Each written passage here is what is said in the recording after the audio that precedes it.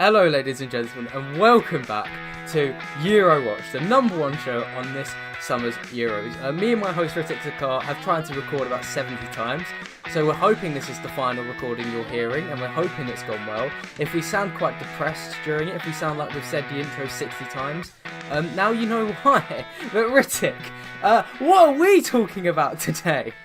Well, we are getting on to the news. Alex and I are taking a little bit of a departure from the previous Eurowatch formats.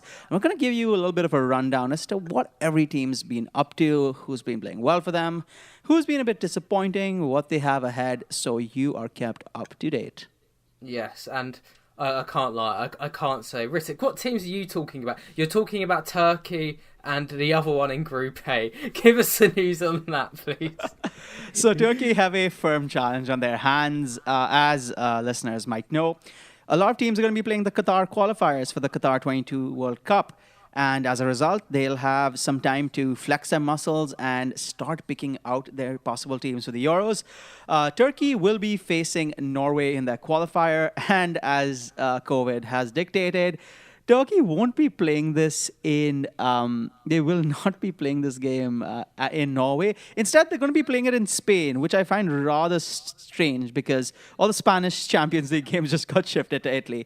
So who knows what's going to happen? Alex and I talked a little bit about Burak Yilmaz and the strike force and how they're going to be the pillars of strength. I also wanted to touch a bit about Switzerland, primarily because we haven't really covered them, and there's a defender of theirs, a right back. You might know him, Alex, Kevin Mbabu. Oh, yeah, the Wolfsburg defender. Yes, the Wolfsburg right back. He's been playing in the Bundesliga's best defense right now, marshalling their corner. And it's kind of nice to, have another name other than Granit Xhaka or Stefan Lichtsteiner or Shaqiri. It's nice for another name from the Swiss to be coming up to the fore. Alex, you want to tell me a bit more about Italy? Well, Italy, I'm not sure. I haven't actually got much on that. I've got Wales and Switzerland. Wales is the team I think have got the most news on because they're not having a fun time, Ritik. They're not having a fun time. Oh my. Ryan Giggs could see his job disintegrate. Greater Manchester Police have extended his bail over assault charges from his girlfriend. Oh, I completely forgot about that. Yeah, until May 2021. This means Lord. The Welsh FA have to make a decision over who takes charge of their World Cup qualifiers beat Belgium and the Czech Republic, which are coming up in March, I believe, or late March. Oh my. Even worse, the FA can't really make a decision because the chief executive of it, Jonathan Ford, has been set on leave because a vote of no confidence was passed. The Welsh national team seems to be in a bit of a pickle at the moment. They'll hopefully be leaning on Daniel James and Gareth Bale. I mean, before Give today, it to Craig Bellamy for the end of the season. Before today, I had Bale was a player who's been out of form, but he scored 2 against Burnley, so maybe there is a bit of positivity there. On the Swiss side, though, you mentioned about Kevin Mbabu. He'd need to be on form because there's a bit of an injury crisis in Switzerland. Manuel Akanji's torn muscle fibre. Fabian Schär's injured his knee. The Mainz midfielder Milson Fernandes is suffering an ankle injury. None of these players have a return date, and their striker Breel Ambolo, I couldn't have less confidence in. He's missed 11 big chances in the Bundesliga and scored 3 goals. He could not hit a barn door at the moment. If he fell off a boat, he'd miss the sea. That's his form at the moment. Wow, so, that is grim. Yeah, positively grim. They will be leaning on Granit Xhaka, I think, as you mentioned there. Oh my, God bless their souls. Do you want to move on to Group B then? Yeah, so I did a little bit of digging, as I customarily do, in Denmark. Denmark have 2 qualifiers against Israel and Moldova. I think they're playing Moldova at home and Israel away. Should be able to navigate them, but it'll be a stern challenge for one of the lower-ranked teams in the Euros right now. Eriksen is finally hitting form under Antonio Conte. He's been scoring free kicks, getting assists, doing whatever he can with the game time he's been given. Also positive signs is that Pierre-Emile Højbjerg, Jonas Poulsen and Martin Braithwaite are all, playing decent amount of minutes for their teams. Their really showing a few more leadership characteristics. I would say Højbjerg especially can be very crucial to the central pivot of that Danish side. It's still up in the air. I mean, Denmark won a very banterous 1992 Euros. Since then, it's been a little hit or miss. They qualified for the World Cup. They did a little okay, but they're going to have to find a bit more courage and a bit more steel. So things are still yet to be settled there. For, I believe, who are you covering from this group, Alex? I'm covering Belgium and Russia. And I don't think the Belgian manager, Roberto Martinez, will be happy at the moment. Witsel's now past 50 days out injured after rupturing his Achilles tendon.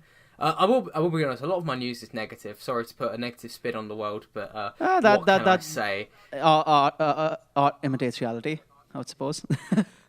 Yeah. But Martinez previously stated, actually, that he's going to wait till the very, very last second until he rules Witsel out of their Euro squad. But it'll be interesting to see the Belgian team against Wales in March. They're going to have players like Jeremy Doku trying to burst into the team. He's been okay at Rennes. And Dodi Lukebakio, Mertens, Hazard, Chadli have all seen play times decrease. I'm not too sure about Mertens, but definitely Hazard and Lukebakio, and especially Chadli. So it'll be interesting. I've also looked at Russia. It's a bit quiet over there. I mean, Alexander Golovin has picked up his form, the hero from the World Cup. Yeah, Dennis. But the most interesting thing I found is, obviously, Ritik, we've looked in the news recently, I think, and we did our last podcast in it, where the Euros we hosted. It could end up being England plus one game in Russia, because they've been considering How classic would that vaccinating. be? Yeah, they're considering vaccinating their entire Euro 2020 staff so they can host their match in St. Petersburg with no trouble. So, Oh my sweet lord. That's pretty bold from the Russians. I have to like it. But the other team in this group, to England's point, though, the government has come out and said nothing is for certain right now, because England's luck can change on the dime, both in their football and their politics and their vaccinations. So we shouldn't be holding our breath, because a lot of people still want 12 nations to play the Euros, which I always thought was a ludicrous idea, but now it just might seem very insane. I mean, we'll get onto England in a bit. There's a bit of news there, but the weakest team in Group B is Finland. Is there anything happening over in Scandinavia? Well, you know, a lot of the Finnish players don't really play in their top leagues anyway. I guess their most dangerous informed player plays in the championship, Teemu Pukki. They have Bosnia at home and Ukraine away. Guess oppositions of that caliber, but it's not really looking well for Finland. You know, they've had injuries to a couple of their players. Pukki himself has been going through a bit of a rough patch with Norwich. It's a little sad. It's a little sad. I would have liked to see Finland doing a little bit better, but sorry, it's got something stuck there. Yeah, that's primarily, you know, what it's looking like, and not looking too good for the Finns, not looking too good for the Scandies as a whole, actually.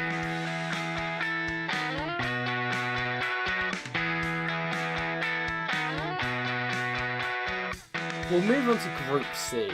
I'm going to get the most interesting team in the Euros out of the way. So, North Macedonia. There's actually a bit to cover here. Yes. They've obviously the perennial whipping boys. This is going to be their first major international tournament. So, you know, they've got no record to go against. I didn't realise they've got a 21-year-old midfielder called Eljif Elmas, who, if you're a Serie A fan, you'll know about. He's been playing for Napoli. He's got his second goal of the season recently in a win against Parma. Ooh, and meanwhile, nice. Gordon Pandev, the 37-year-old, has the legend, the absolute legend, Inter-treble winning midfielder Goran Pandev. There we go. He's picked up his form at Genoa. He recently beat Napoli, actually, scoring both goals. And North Macedonia, don't write them off. That's what I'm saying. Adjan Alioski also plays for them, right? Leads as attacking midfielder.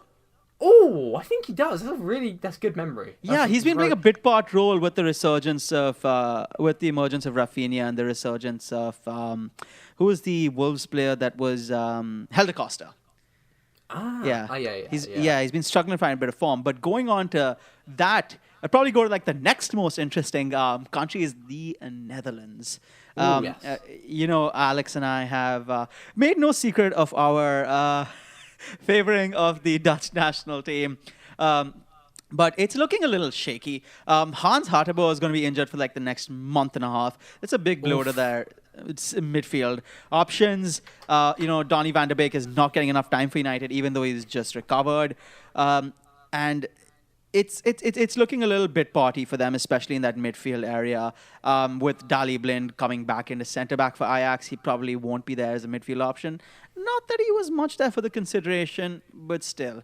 What is tasty though is Leeds' Pascal Struijk. Now, Alex, do you know why I'm bringing him up here? Do you have any idea? Absolutely no idea. So Pascal Struijk has yet to play an international game. However, he is available for both Belgium and the Netherlands. Now, why this is interesting is in the absence of Calvin Phillips, arguably Leeds' most important player in the championship winning season, and to the early parts of this season, Pascal Struijk has now gone from a central defender to central defensive midfielder. He's been doing rather well, especially in Leeds' most recent victories. And he plays in that pivot really well. Think of someone like a prime Kovacic being able to turn the ball quickly, turn the shoulder and putting it forward. With Hartebo injured, this might be the perfect time to just take a punt on Struijk. He's a great option to have for both teams. Belgium do have Yuri Tielemans, but can they rely on Axel Witsel? I don't think so. There's Den Donker as well, but he's been playing defense for Wolves. So both countries should be looking at him. And I'd be very, very surprised and a bit sad if Pascal Struijk doesn't make it to any of their teams. But I think he's definitely making a huge name for himself. That's a nice point there. There's a good argument for it. It'd be interesting to keep an eye on that because I'm sure one of those two teams, especially pretty much rivals, will go for him. Before you finish off with Group C, I want to touch on Austria. The Austrians only... one fact I found out was the Austrians have only debuted in the Euros in 2008, but they'll be fancying their chances come June. I'm sure most people will see Marcel Sabitzer's rocket recently for Leipzig. It was a belting shot. And Jeverschlager continues impressing at Wolfsburg, as you mentioned, the best defence in the Bundesliga. And also another Austrian player, Saza Kalajic, is breaking through at Bundesliga club Stuttgart. I've watched him a couple of times this season. An interesting player. Ritik, do you reckon the German coach Franco Foda will lead Austria to anything interesting this time round? It depends on depends on a multitude of factors. Austria could be a surprise package. We've talked a little bit about their key players. It's also going to be interesting to see where David Alaba's mind settles to. He's been the subject of much transfer speculation. And I believe for Austria, he largely played as a central defensive midfielder, though he's also played left wing, left mid, left back, left central defender, left centre back in a back three, and a centre back in a back two. He's an important player. He's a great player. He's a world-class player. I think he should, really be leading that line. He's reaching a different stage in his career, and it'll be interesting to see how that translates to his national team performance, because we've seen a lot of people in Austria and in Germany who are bit part players for their clubs, but they're trusted by their national team so much that every time they put on, a national team jersey, it's a different impetus. It just roars back up. And that also brings me to why these fixtures are going to be interesting. Usually, we look at friendly games and you see, these one-off friendly games, you can play whoever they want to. They can tinker a little bit with their formation, but these are World Cup qualifiers. You've got to win every one of these with an iron fist, because it could come down to goal difference. Yeah, and it's the last preparation that a lot of these teams will have before the Euros. Exactly.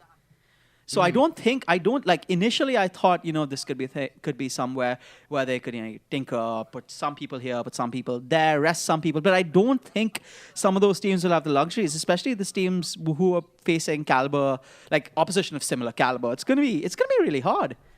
Yeah.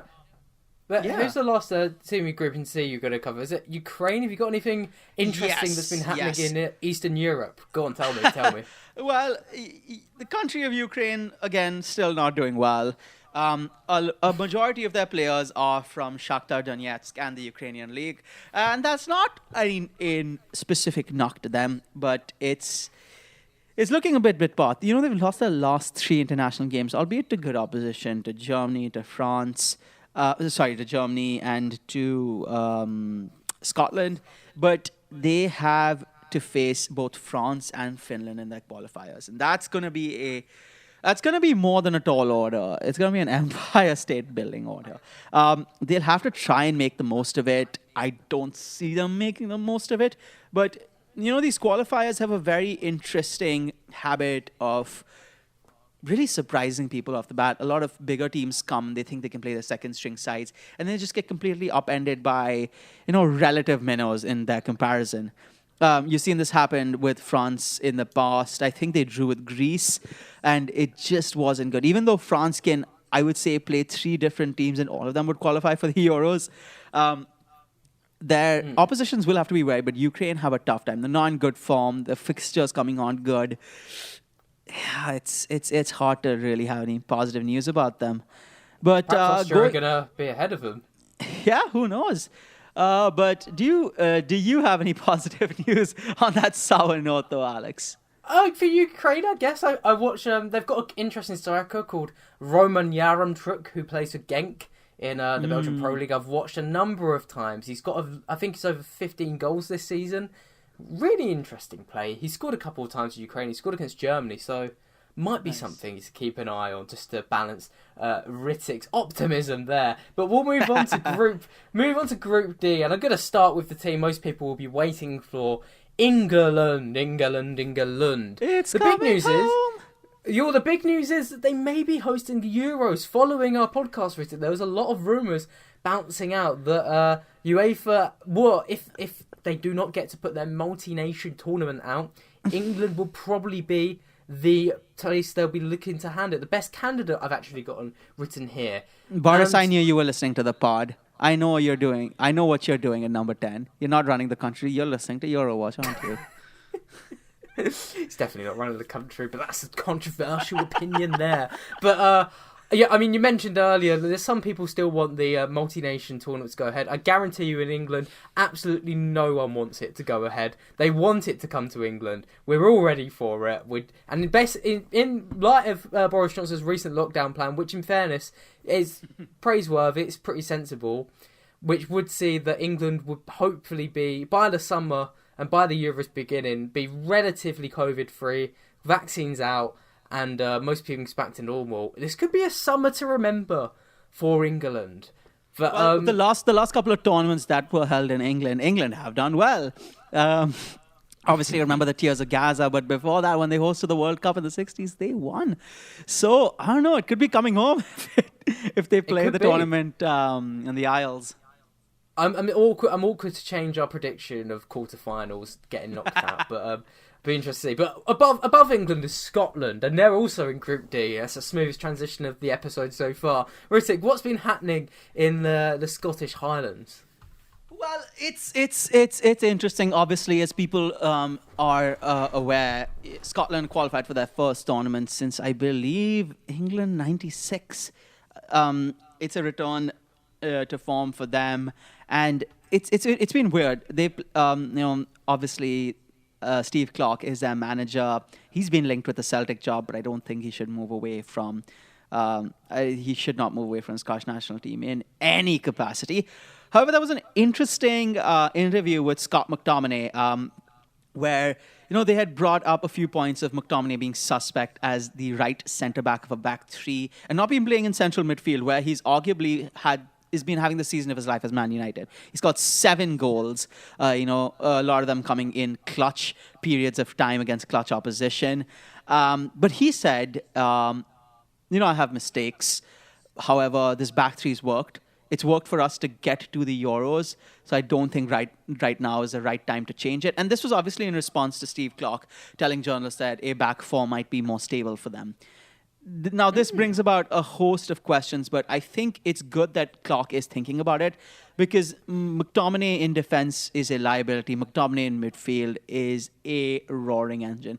Pair him with the likes of Maignan, and you have a team that can really, control the midfield in a much better way than they could if they had a back three. And it's going to be interesting to see how that fatters out, though. Yeah, definitely want to watch. The team they're probably, if they're going to go through, you have spoken highly of them before, but the team they're going to have to likely beat is Croatia if they want to go through in Group D. And Croatia have had, it's been a quiet few weeks. Zlatko Dalic is the manager, and he's preparing for his second major international tournament. Of course, the first was leading to the Croatians to the World Cup final, so he'll be pretty optimistic. But there's been a bit of positivity in Croatia recently. That's good to hear. 3 of their first team players, Dominik Livakovic, he's a promising goalkeeper, and Mislav Orsic plus Bruno Petkovic, a couple of midfielders and defenders. They've been playing for Zagreb, and they've recently progressed to the Europa League round of 16. They'll be playing Tottenham. Oh, big up Zagreb. There you go, yeah. And I'm thinking, if Zagreb can do well here, all it will do will provide these players filled with confidence, and it'll be an interesting thing just to keep a small eye on there. But, Rittik, what was the other team in Group D as well? I mean, it's not just England, Croatia and Scotland, it's Czech Republic. I think you mentioned before there was not really much to report on over there. Yeah, there's... Again, with some of these teams, Alex and I do try our best, but some of these teams don't really have much going on. Although, I'll touch on Czech Republic a little bit. Their Euro form wasn't the best. I mean, their form in the qualifiers weren't the best, but I think we mentioned before they have a very good unit that works well together. I think the 2 people really worth watching are. They're Premier League players, and if you do play fantasy football, there'll be names that you'll be very familiar with. One of them is Alex's favorite, Vladimir Kufal. Oh, I love Sufal. Yeah, he's brilliant. Vladimir Kufal, and the potato salad's favorite human, Thomas Souček.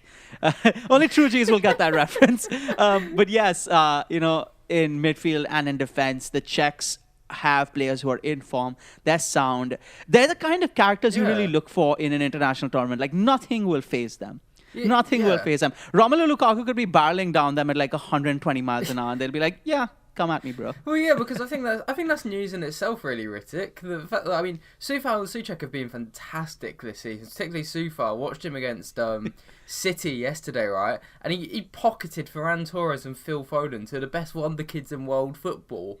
And he kept them quiet all game. So, I tell you what, if Czech Republic have got both of them starting, I'm actually I'm slightly backing them, really. I reckon they could do damage with those 2 at least. So, yeah, good shout from you, Rittik. Good shout. And there's the undercurrent of, Sufal and... Souček doing well is that they're doing well in England. They know how these players play. They know they've been playing against them week in and week out. So it gives them a weird sort of advantage against England.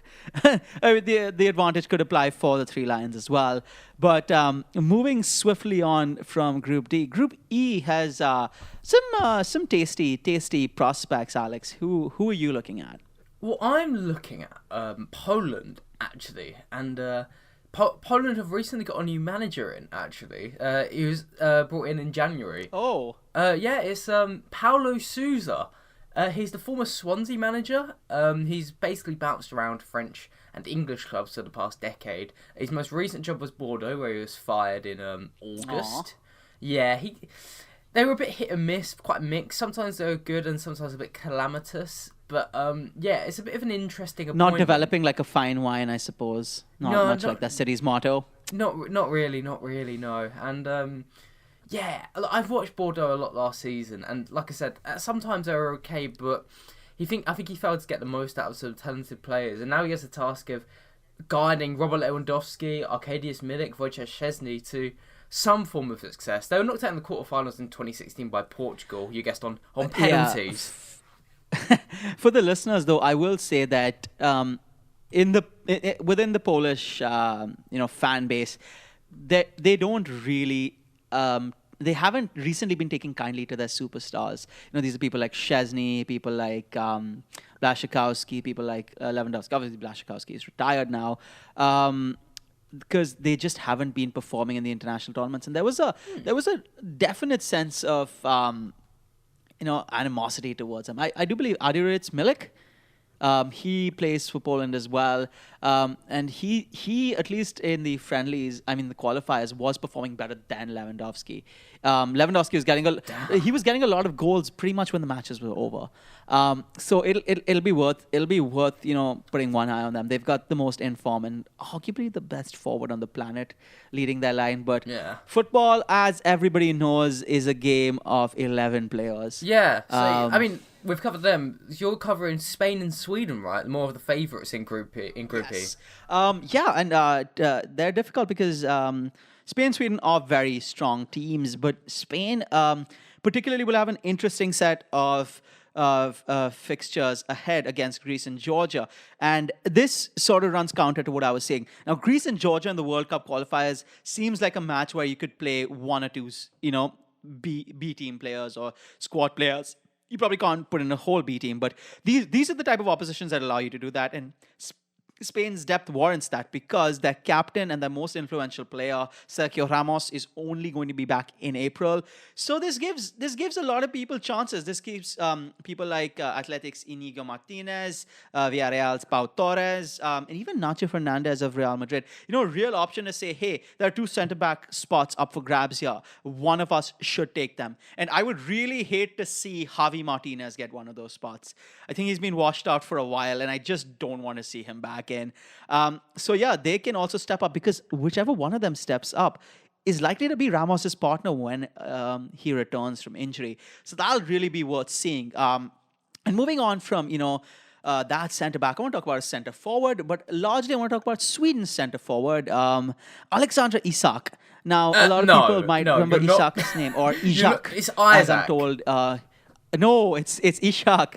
No, apparently, it's not. Listen, Ritik, we're in England and we say names in an English way, all right? Recently, I've been shouted at because I called Moise Ken, when I got shouted at and told it's Moise Kean. It's actually Moise Ken from what he said it is on it. Oh, yeah, exactly. Yeah, it's Moise Ken. It's Moise Ken, yeah. But we're in England. We've got to say Alexander So getting back to Ishak is, when he came on, a lot of people were looking at him as a Zlatan regen.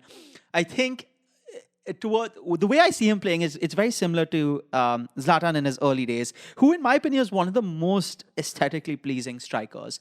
But not to get on to Ibra too much, is that he's on great form. He's got 12 goals and 2 assists. He had a very quiet start to the season when Real Sociedad were doing really well and they were leading the La Liga.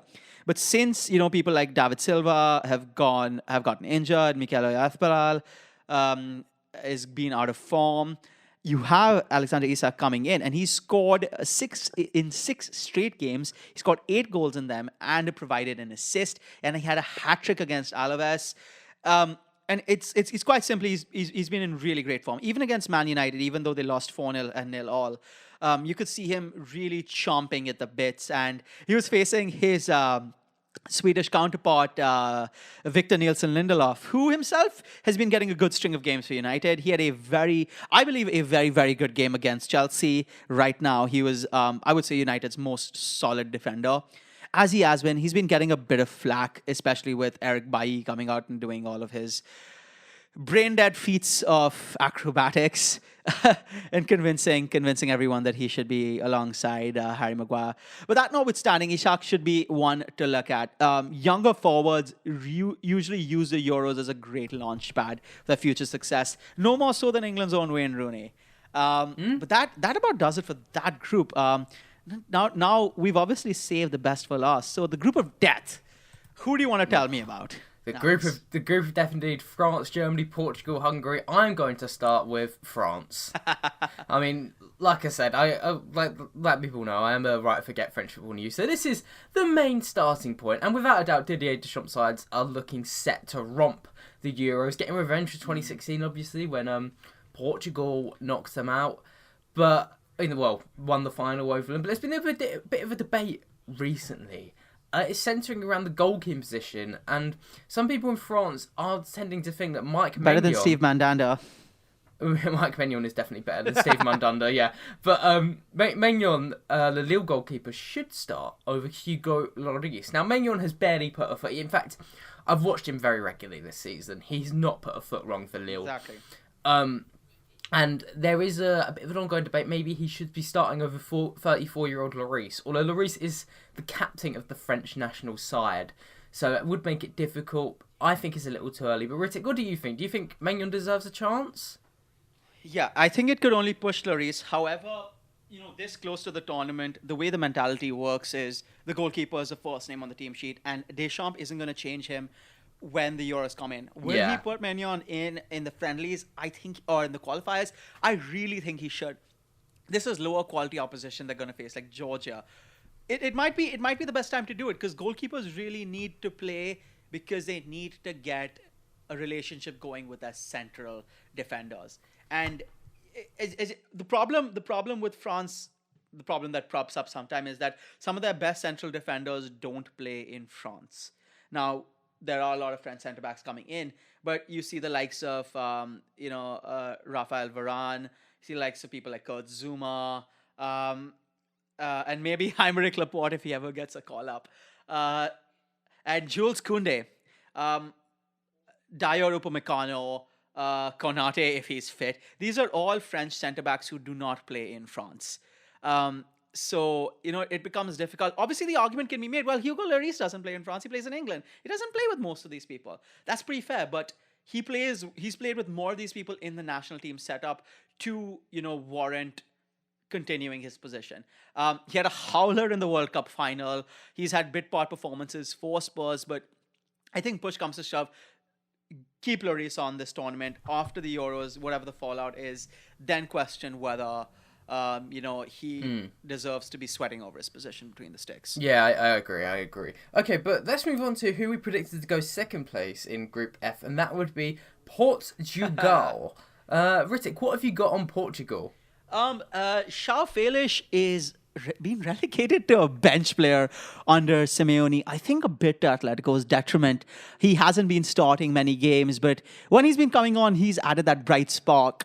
I think Fernando Santos will have issues of balance because you have a number of players doing well, some not doing as well as others. And how attacking do Portugal go? Because I think right now the best performing Portuguese player in the recent past is not Bruno Fernandes, not João Felix. I think it's Ruben Neves. Ruben Neves has scored 5 goals. He scored 5 goals. That's a right, rogue shout, of course. He's got 5 goals since January. He's largely responsible for Wolves' slight uptick in form alongside Pedro Neto. But I think why is I came across a really interesting stat. In the Premier League, Alex, can you tell me the only player who's outscored Ruben Neves since the start of the year? Okay. Ruben Neves is on 5 goals. Who's in 2021, who's outscored him? Gundogan. Yes. A central midfielder's been outscored by central midfielders. Number 9s eat your heart out. Timo Werner's crying in the corner. Crying.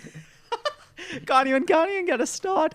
But that's where it comes down to. He's such a good presence in the central defensive midfield. He's been playing a lot more with Pedro Neto. And what that actually means for Portugal is that he can start occupying the central defensive spot that William Carvalho usually used to occupy. And that frees up the 2 central midfield spots ahead of him, which can go to people like Neto, can go to people like Fernandes, Renato Sanchez, or even Bernardo Silva. So what that basically does is then puts those people in the most effective areas in midfield, and you have those 3 spaces up front, which are there prime for the taking. The likes of Gonçalo Guedes, Ronaldo, João Felix. It gives them more breadth to really attack. It's like one change from central defensive midfield can give you more options. He's been playing well. He is, still in the prime of his career. And I honestly think he should be playing for a better team than Wolverhampton Wanderers. But if he's doing well there and he's happy, might as well stay. Yeah, I agree. And I mean, the third place team, which would be in Group F, should be Germany. Swift segue. Indeed. Now, the last time we spoke about Germany is with the wonderful Tom Fenton from Get German Football News, and we discussed Germany straight after they lost 6-0 to Spain, and Joachim Löw's job looks like it was in the bin. But they stuck with Löw, and, he's going to be guiding them to Euro 2020-21. I mean, things don't look good. Robin Koch has suffered a major injury. And Timo Werner, as we mentioned, has lost literally all confidence in front of goal. Chelsea players have described what's happened as horrific, just seeing him disintegrate. Werner even said that if I scored more, maybe the previous manager would have been there. That's a very sad admission to make. Yes, exactly. He's clearly... This is probably the lowest point in his career so far. It's not looking good for Germany, in my opinion. I thought Tuchel was dead. I thought Tuchel was brought in to make these German players perform better. Maybe. I mean, we haven't really seen Kai Havertz play at Chelsea. Werner's actually performed quite a lot better in recent games. Just he hasn't got his goal. But I think Joachim Löw is just going to be hoping more on the fact that of Ilkay Gundogan keeps up the ridiculous scoring form. I mean, 11 Premier League goals in 19 Premier League matches for a centre midfielder is absolutely ridiculous. So hopefully that picks up. That's insanity. Ugh. But there's another tasty bit of controversy because apparently the door might be open for Thomas Muller to come back into the side. And when he got dropped then, it was justified. But dropping him permanently while Löw's still in charge, I think is one of the most brain-dead things you could have ever come across. Because you look at the people he's just brought in, who've all come back. Even Jerome Boateng, who's got all these accusations to deal with, he's been solid. He's been solid for Bayern. Bayern started off a little shaky. Leipzig is still, chomping at their bits. But he's been there. He's been better than Süle. He's been performing well with a raft of different central defensive options. And, both him and Hummels probably deserve a shout to be back in there. Especially because Germany's central defense just doesn't look good. Whenever I've seen Ginter and Rudiger play in central defense, I've not been confident.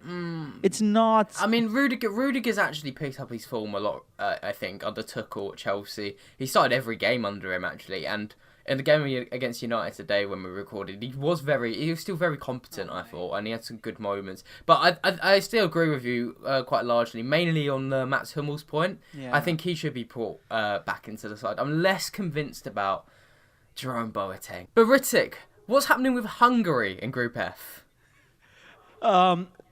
Injuries fit for the Hungarians. I won't blame anybody for not knowing a lot about the Hungarian team.